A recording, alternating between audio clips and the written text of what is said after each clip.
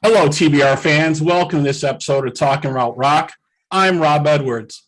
Let's check in with Gerry Schmidt in Nashville and see what's going on there. Gerry. Hey, Rob, how you doing? Good to see you. Good. Hey, I caught the Long Players last night on Saturday night. They cover a classic album in rock and roll history. And last night they did Tattoo You by the Stones. And this is a group full of veterans here in Nashville that have been at it at least 25 or 30 years, ever since I've been here, since the early 90s. And these guys put on a terrific performance and then came back after intermission and did a set of Rolling Stones material that was non-Tattoo You. So a very, very good performance last night. And next up for those guys, the Long Players, is Tom Petty's Wildflowers. I don't have a date for you right now, but I will announce it on our next interview. Also, we got ZZ Top coming up the day before Thanksgiving on Wednesday night here at the Grand Ole Opry House. It'll be the first performance here in Nashville without the great bass player Dusty Hill. Wow. And the day after Thanksgiving marks the return of Symptom of the Universe, the Black Sabbath cover band that we're friends with, as well as the Van Halen cover band Eruption, opening up for those guys. So it should be a fun-filled Thanksgiving weekend as well, full of rock and roll. Excellent. That sounds amazing. Yeah, they're doing the Black Sabbath Van Halen kind of tour, that the retour that they did back in like 78 or something, right?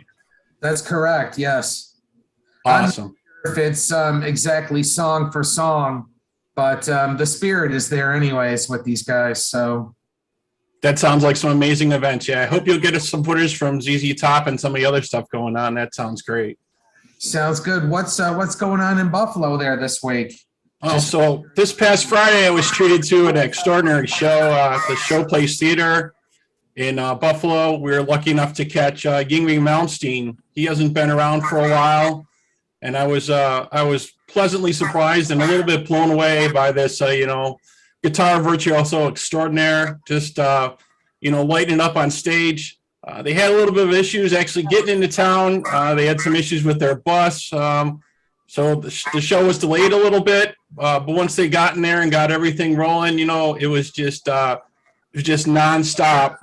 And it was great. He looked great on stage. It sounded amazing. It was about half capacity crowd, but everybody thoroughly enjoyed the show. It was a great night there for sure. Well, he's one heck of a guitarist, that's for sure. He always has been. So yeah, just in a class by himself. The type of music he has, the sound he has, it's definitely Yngwie. You know it when you hear it. You can't debate that with anybody.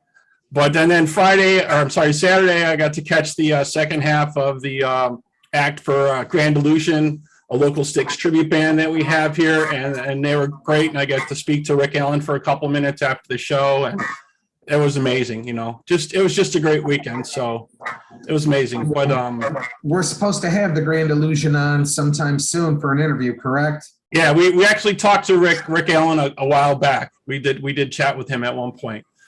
Okay. But yeah, let's get to today's guest. Let's not delay any longer. So originally, these guys got together for a Neal Peart tribute in Buffalo, New York, downtown, to celebrate Neal Peart. And the show went over so well they decided, hey, what the heck, we're gonna keep this thing going. So let's welcome to the show Analog Kids, Larry, Nat, and Joe. How's it going, fellas? Hi guys. We're good. Howdy. Doing good. Excellent. So tell us how this came about. There was a tribute that was going on. They asked you guys to play, or how did that start? Wait, Larry. Well, so yeah, I got a phone call for one of the clubs downtown Mohawk Place to do like it was going to be a 6-band event. And they're like, yeah, everybody's going to come and play like 5-6 tunes, get a half hour on stage kind of thing. And I'm like, all right, let me see if I could find a band to do this, and put it together. So being in Call for the Priest with Nat, he actually is a bass player, not just singing for the Judas Priest band, but he plays bass and he's a huge Rush fan. So I called him and he was down. And then we got a guy by the name of Tony Mirabelli to join the band just for a one-off show. And then it ended up being, it ended up being, 3 more gigs out of the deal. We kept it going. And then Tony wanted to concentrate more on his original project. And then Nat found Joe. Now Joe's in the band. And yeah, we've just expanded this thing tenfold. So it's going great, man. I mean, to have a true 3-piece Rush project with somebody that can actually sing the notes and hit everything is just huge, Yeah, that's no small feat, trying to do everything Geddy Lee has to do. Nat, I caught the show at the Cove. You guys were crushing it. The vocals, the bass, the pedals. You're just all over there with that, man. That was impressive. You just got to turn your brain off. How you do everything. You turn your brain off. You play it till it's mostly muscle memory, and certain songs we do that the only thing I'm thinking about the entire time is hitting the right pedals on the floor to play the keyboard, and not worrying about where my hands go or what the words are. It just happens. I love it. One thing at a time. A lot of autopilot. Magic. Yep. And Joe, your sound was great also, man. Did it take a lot of time and research, kind of getting into the groove for playing for Alex Lifeson? I mean, that's no small feat either, right? Yeah, exactly. And when Nat originally asked me, I kind of really had to take a moment to think about it, because I kind of knew going into it was going to be a lot of work and a lot of commitment on my part to not only learn the parts, but to do the research, because unlike these guys really got into Rush and they got into their songs. And for me, I was more like a pedestrian listener of Rush. Like, I listened to them, but never really analyzed their music. And this was kind of fun to go into it with a different mindset and kind of really dissect some of what's going on, and realizing that is not at all the part I thought it was, or, and so it's kind of taken on a life of its own.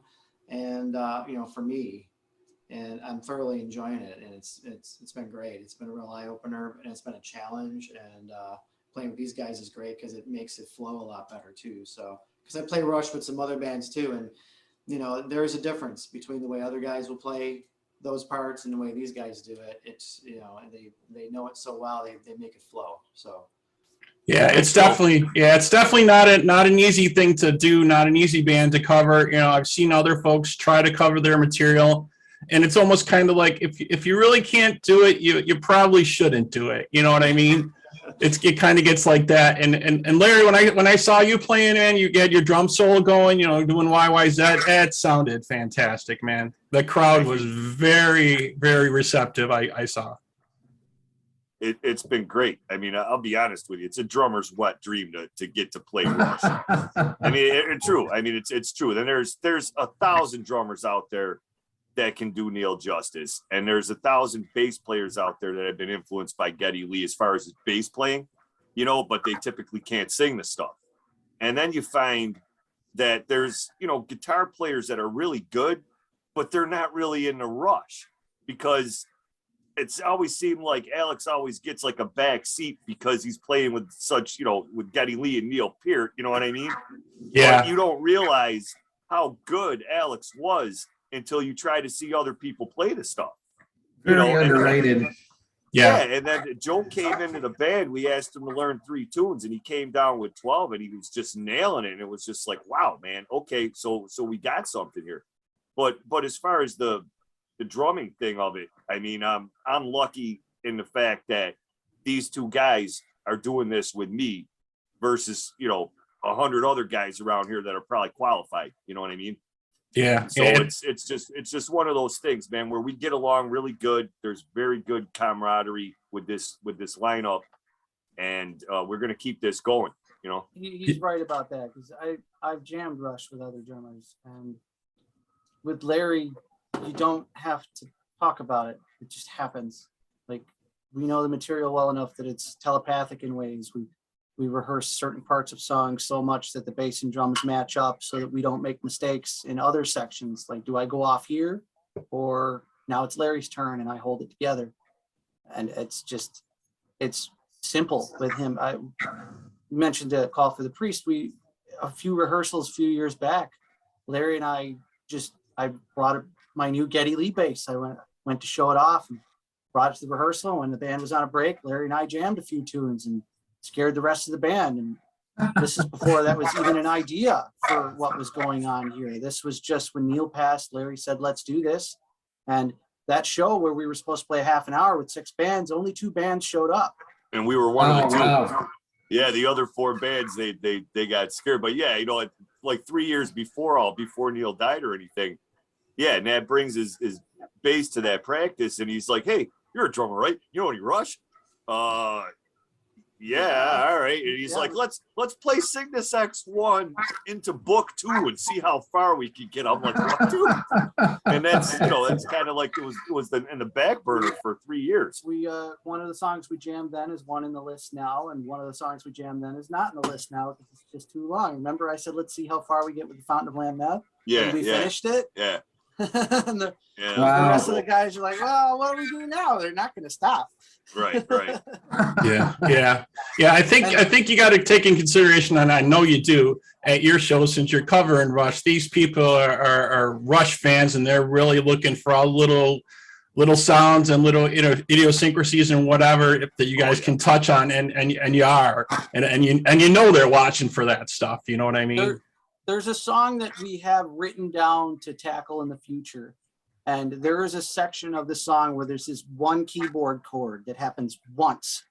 And I programmed it for the pedal to have it happen during that one time when it's necessary. Because some nerd's going to notice and go, you forgot that. And I'll say, yeah, I know. So I didn't forget. Now, Joe, I asked Joe because the band that he's currently in, Reset to Vinyl, they play 4 Rush songs. So I know he could do some of it and do it well and have the sound for it. And it's funny enough that when Larry and I were on for the Call for the Priest interview, where Larry was the first audition, Joe was the first audition, and we're done. That's it. Oh, wow. He was the guy. I've heard those stories before. Yeah, right, exactly. Around here, he came in and songs that he didn't know and played the solo, and I just closed my eyes and got lost thinking I was listening to the record. It's that good.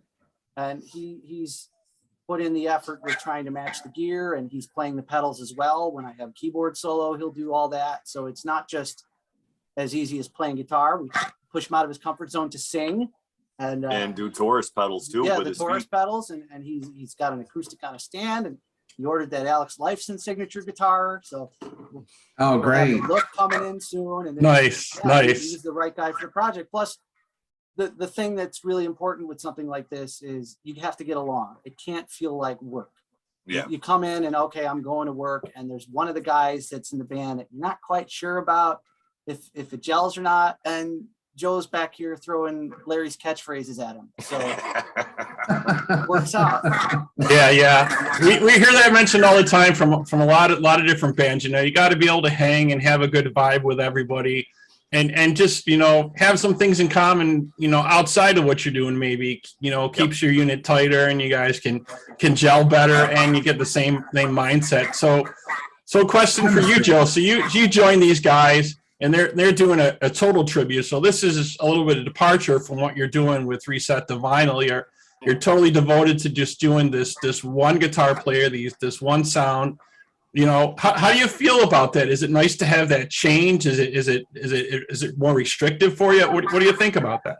No, I don't feel it's restrictive at all. And because Rush has been around for so long, I mean, Alex has, that whole band has changed throughout the years. So, seeing we do everything that's from like the 70s on, I have a chance to play more raw tones, and I have a chance to do more, the affected stuff, the more ethereal sounds, and his solo style changed from the early years to present day. So there's enough evolution there where there's a lot going on, and you don't really get bored. I don't think it's boring to do that or restrictive at all. I think it's fascinating because I never really looked that deeply into Alex's playing, but he's complemented that band so well. And I think that's the other thing about him, that why he's underrated, is because he just makes it look so easy. He's able to get himself in line with what's going on between Geddy. in Neal and not step on anybody, even when they went full bore keyboards. He had to find a way to fit in and, you know, change the sound, change his approach a little bit. So I think it's going to be a lot of fun to even dig into more of their tunes and to add more of their songs to our set list. Yeah, I agree with you. He's definitely an underrated guitar player for sure. I think the one thing that amazed me about Rush so much is that, you know, for one, you know, being a three-piece with the sound and the stuff they come up with has always amazed people. You know what I mean? And the other thing, just nowadays with a lot of bands breaking up, it was so great to see these guys keep it together. You know, keep doing it as long as they could. It was great. Yep. Well, they were good friends too. They got along like you were talking about before with the Analog Kids here, the chemistry. Yeah, they had great chemistry, and you know, he kept his illness, you know, hidden for quite a while. What was going on, you know, maybe he told them in private, but I know I think we were all shocked when they came down. I know that shook the rock world pretty huge, you know, losing like one of the most esteemed drummers ever, you know. Yeah, they were amazing. First time I seen them was for Roll the Bones, and I was a little disappointed by the set list because they did more of the late '80s stuff. But then I seen them for Counterparts, and I mean, Counterparts in itself is just a great raw album. That's when things got away from the keyboards and they started playing heavy rock and roll again. And Yeah. they did a ton of '70s stuff in that show. I mean, they pulled out Xanadu, they pulled out, you know, songs they hadn't played in years. You know, and it was awesome. So to be a sophomore in high school and you're getting to see that show, you're like, wow, man. And then, of course, Neal with the huge drum set all the way around him and just the explosions and everything like that. I mean, it leaves a big impression. There's no doubt about it. But that was cool, though, because I seen them for the next 4 tours, and you never knew what they were going to pull out. I mean, that's back before the internet, right, where you can go online and see what a band's playing, and then you can decide whether you want to buy tickets or not. Well, back in the day, we didn't have that. So, like, you go to a show and they start playing stuff that you're not expecting, and you're like, oh, sweet. You know, it's just the adrenaline of it. Yeah, you had to rely on like Hit Parader magazine or Circus magazine or something like that to see what was happening. And all of a sudden they announce your town on the radio. You're like, damn, yep, we got to go get tickets. Right. And you're waiting outside of AM&A's or whatever. Right. But like that's kind of my goal with what we're doing with Analog Kids is, I mean, everybody wants the hits. You know, you're going to get Tom Sawyer. You're going to get stuff off of Moving Pictures, Permanent Waves, Overture, you know, all that Close to the Heart, you know, all the stuff that people would expect from, you know, quote unquote radio hits. But at the same time, we want to incorporate all those cool B-sides and stuff. And even like the earlier stuff off of Progressive Steel and Fly By Night that Rush stopped playing years ago. And I think our following is starting to happen now because people are realizing, hey, one, these guys can do all eras of Rush and they pull out a lot of deep cut stuff. And B, you're not getting the same show every time. Right. So yeah. it's almost like a Grateful Dead mentality, maybe not that we're jamming on the music. We're trying to recreate the songs. It's strictly timed out sometimes. Yeah. How many measures do we go? 8? Yeah, Right. I mean, yeah. we're trying to recreate it the way Rush would recreate their own music, right? But like the Grateful Dead phrase comes into the mentality of when you come see this band, you're not going to get the same show with the same set list every single time. That's great. Yeah, I think that's a big thing I've seen because I've seen a couple of bands multiple times, and yeah, if you see the same set list, yeah, it kind of gets a little bit old. You want to see stuff mixed up, some newer stuff brought in, and like you were saying, you know, about the earlier stuff. I was a big fan of a lot of the earlier stuff up until like 81, 82 at first, until someone bought a Grace Under Pressure album over to my house one day. That would be you, Gerry. And Oh, really? Okay. and remember when you brought that over to my house and we were listening to that all night when they came out on vinyl? Oh, I got everything they have. I liked it all. And you have a very unique Rush collectible, Gerry. You want to tell us about that a little bit? You know what I'm talking about. Oh, yeah. I got it from one of the radio stations there, maybe 97 Rock. It was one of their private prizes. It was a promotional album with 6 songs on it, and you would drop the needle on it, and it would play Spirit of Radio, for example, and then you would drop the needle on it again. It was multi-grooved, and it would give you a different song, like Tom Sawyer, maybe the second time around. The Russian roulette disc, right? Yep, Russian roulette. Exactly. Yep. Wow. Okay. Very interesting. So you're familiar with it then, Nat? Or have you just heard about it? Do you have a copy of it? I've never seen one in person, but I heard like good luck, and the pun is perfect, so I see why they would do that. Yeah, absolutely. I was amazed that the radio station was giving it away as a promo item. That's Yeah. really cool. Yeah, very unique thing. Russian roulette, definitely. Yeah, Jerry, you've been a vinyl collector for a while, so you got a lot of hardcore stuff. Yeah.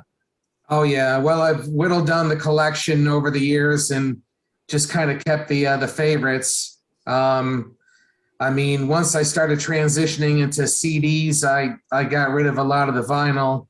I probably shouldn't have, but the stuff that I did do away with wasn't of any value. So. All right. Yep. So let's go around real quick and let's see who had their first Rush album experience. So let's start with you, Joe. Do you remember what your first Rush album was that you bought, or your first Rush song? Or he's got it right there. One of my big time favorites. Love Moving Pictures. Yes. Yeah. Oh, their all-time bestseller. Yep. Excellent. Yep. How about you guys? Nat, what was your first one? I think it was, I had a copy of Moving Pictures on disc, but I remember specifically my dad teaching me 2112 on bass. He taught me the overture and temples, and he pointed out every fret on where I should go and said, here you go. And it took me a while to get up to speed and do that. And I couldn't sing very well at all. He told me I had a backup singer's voice at the time. Because it was, it was the soft falsetto. I didn't have the scream yet. Right. How old were you? Right.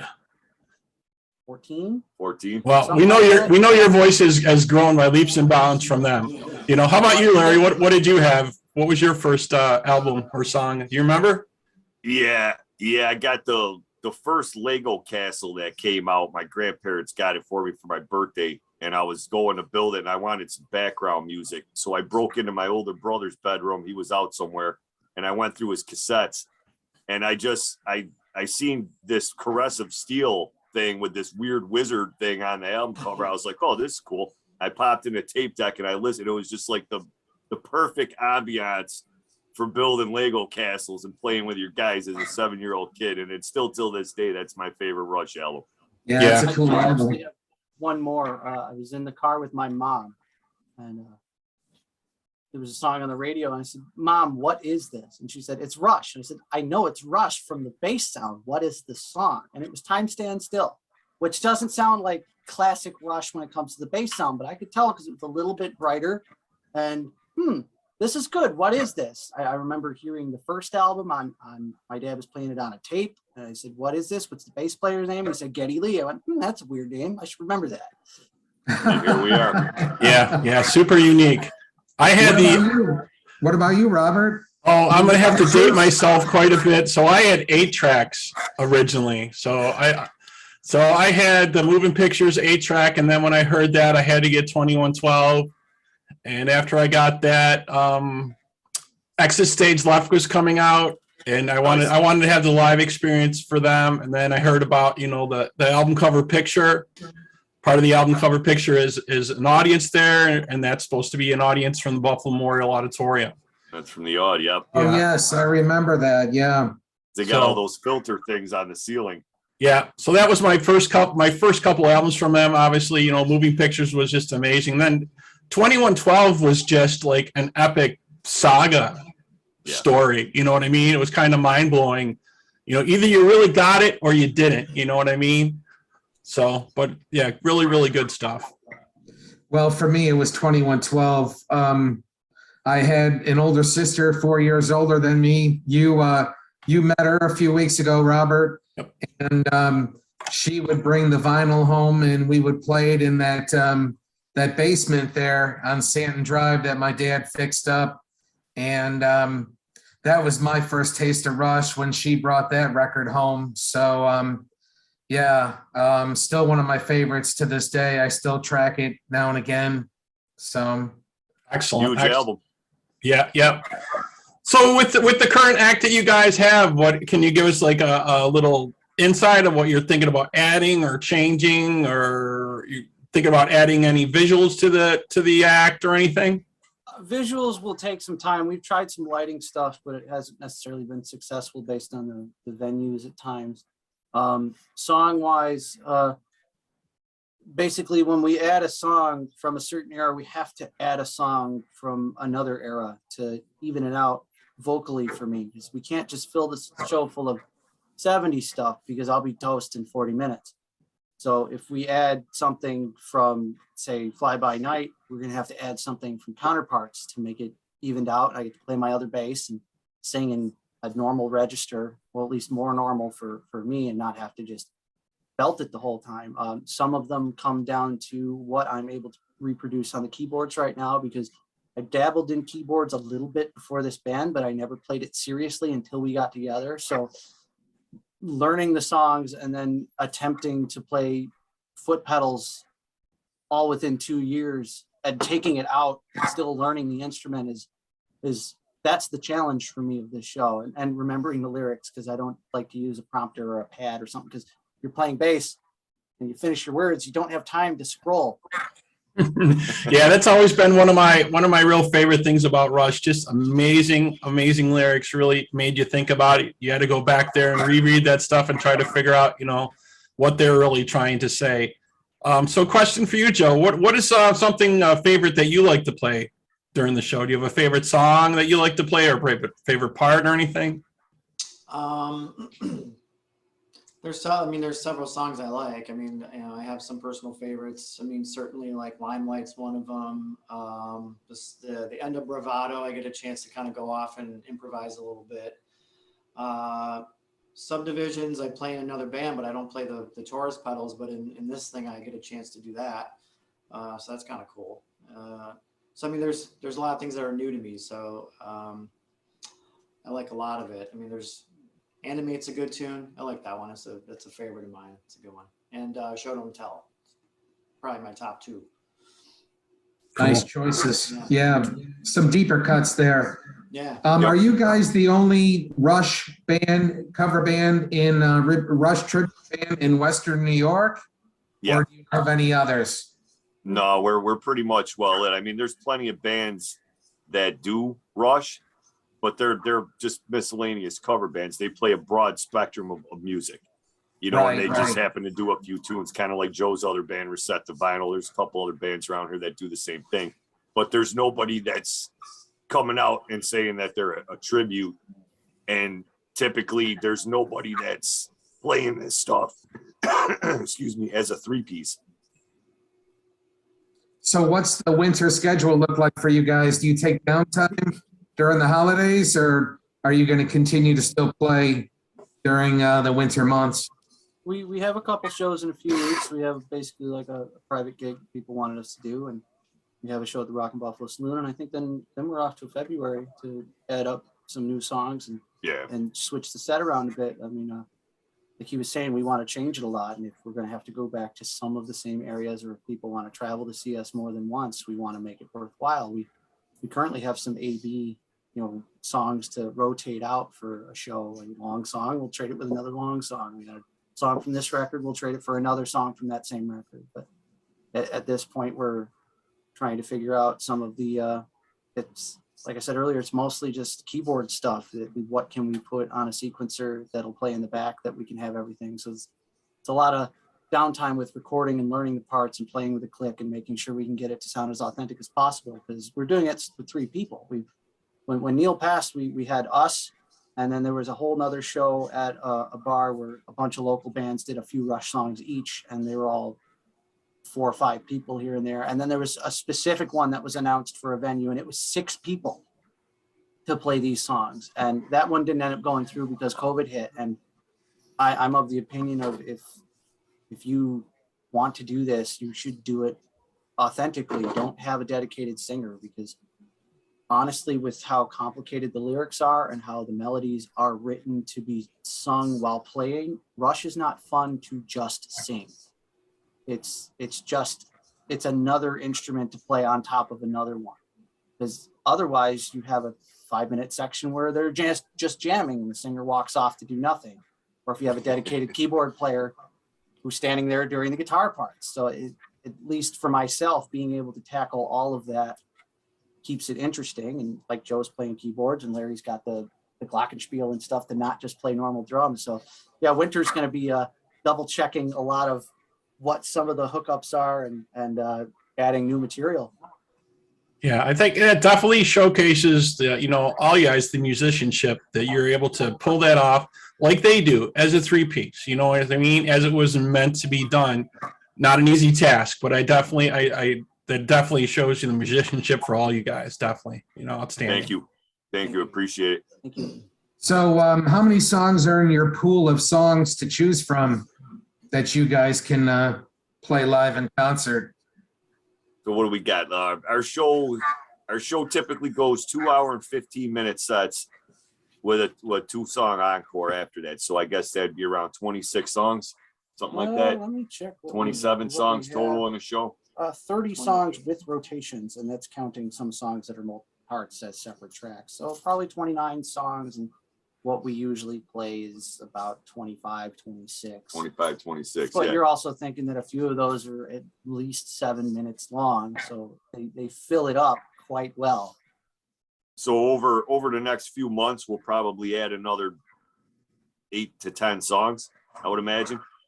And then we'll just keep adding, Yeah. And it's funny though, because like people come out to the show and they're like, wow, you guys do a lot of B-sides. And it's like, well, if you did all their hits, you'd only have one set of music. Yeah, exactly. Yeah. So here's a question for you. Yeah, if you did that. Rush. Go ahead. Oh, go ahead. Well, I was saying if you did that, you play it all at once and everyone would leave, or you play it second set and everyone would leave because they don't know what you're doing. So you have to spread it out, and that you have certain songs that you can't necessarily cut, but thankfully they're all realistically fun. We don't play anything that is a hit where you go, this is boring. Yeah. Well, I want to hear the deep cuts. I want to hear the deep cuts when I go to a show. And unfortunately, a lot of bands do play the hits to appeal to the mainstream audience. But for a fan like me that really dissects the band and knows the bands very well, I want to go see a show where I'm not going to hear the radio singles. And Right. I don't always get that. So I can appreciate you guys doing that. Well, our first 3 shows, we didn't play Tom Sawyer. I didn't have the keyboard hookup for it yet. We still haven't added the Spirit Radio to the set. Subdivisions is new. So we didn't have all of it. And some of the deeper cuts were like Something for Nothing. You're coming for a show like that, and you're going to get the last song on 2112. And most people wear out side 1 and don't get to the end of side 2. Yeah, we definitely got something for everybody. I mean, like now, we're doing Tom Sawyer. We're Spirit of the Radio is coming. We're actually working on that now. And I mean, there's stuff like Natural Science and Free Will that's in there. And then you're gonna get Anthem. You're gonna get, like Joe said, Show Don't Tell. A couple tunes off of Grace Under Pressure. We're trying to get a little something for everybody. I mean, one guy came up to us and like, man, I couldn't believe it. You guys played Far Cry. Holy shit. Nobody plays Far Cry. That's awesome. So even the modern stuff, people are very receptive to, because it's heavy, Yeah, I think the Rush fans are a little bit different than your ordinary average fans, right? Because they listen to a lot of the Rush music, not just the hits, right? So they're probably like Gerry and I, they're probably a bigger fan and looking for those cuts. Right. Well, they used to call us a cult following, a niche band, if you remember. Those were a couple of the terms that they used for Rush fans. So, what are the audiences like at these shows? I know the real band Rush used to draw a pretty male-dominated crowd. Do you guys get a lot of women at your shows? Just out of curiosity? That's great. Yeah, it's a mixed crowd. I mean, it's predominantly middle-aged to older people, but like there's some younger people that will come out. Time will tell. But yeah, definitely there's a lot of women that are in a Rush. Absolutely. Yeah, I really liked the venue you guys were at when you played the cave. I wasn't sure what to expect there. Really nice place inside. Had a really good quality to it. Everybody, really enjoyed it. Gerry, you'll have to come out here sometime and catch these guys for sure. Yeah, I want to come out there in the spring. So, guys, plan a date for the spring. I'm going to come up and see Robert and spend some time with him and check out the Buffalo music scene. And I would love to see you we'll guys. definitely make sure we got something on the books. Sounds good. Yeah, awesome. So if folks want to know more about you or what's coming up, where should they check you out? Do you have a site or just on Facebook or? Yeah, we got the Facebook page, Analog Kids, and then we also have we got a website too, right? I think so. Analog Kids WNY. WNY, yeah. Yeah, we haven't really put too much on it because we're still getting it constructed and all that. And most of the people just tend to follow the Facebook links. Yeah, and I think you guys just put together a YouTube channel, right? And started putting some stuff up there. Yeah. Yep. Yeah, it's coming. Great. So we'll look for more from there, definitely. So that's great. Yeah. Let us know what your dates are coming up with. Great show. Keep up what you're doing. We really like it. I look forward to catching you guys again. Hopefully, Gerry and I will both be able to be at an upcoming show. Yeah, outstanding. From the videos, you guys look incredible, and I would like to be there in the audience. There's no better place to be. Chat request. We'll see what we can do. Yeah. Anything's good with me. Some of the songs that you mentioned there are all right in my books. Cool. Yeah, more deep cuts than mainstream for this guy. Yeah. Nice. Our upcoming shows probably that we'll be adding it to next year have most likely the deepest of cuts. Yeah, without a doubt. Great. And it was requested of all things too. Somebody shouted it at us to tell us to learn it, so we're gonna add it. Wow. That one guy will be happy. Yeah, that one guy will be happy. I know you had that one super fan at your show, and he was waiting for a certain song to be played, I think, and you were like, "No, you can go to the John real quick. We're gonna play that, or we played it. We'll play in a couple minutes, or I forget what happened, but yeah, we played a newer song, and I think a friend of mine that came said he needed a bathroom break, and I announced the newer song. He went, "Oh, good!" And I said, "You can go to the bathroom now, buddy. It's okay. You got time." Yeah, that was awesome. The catalog of Rush is special from the beginning all the way till the end, and it's worth having every one of their albums. Yep, absolutely.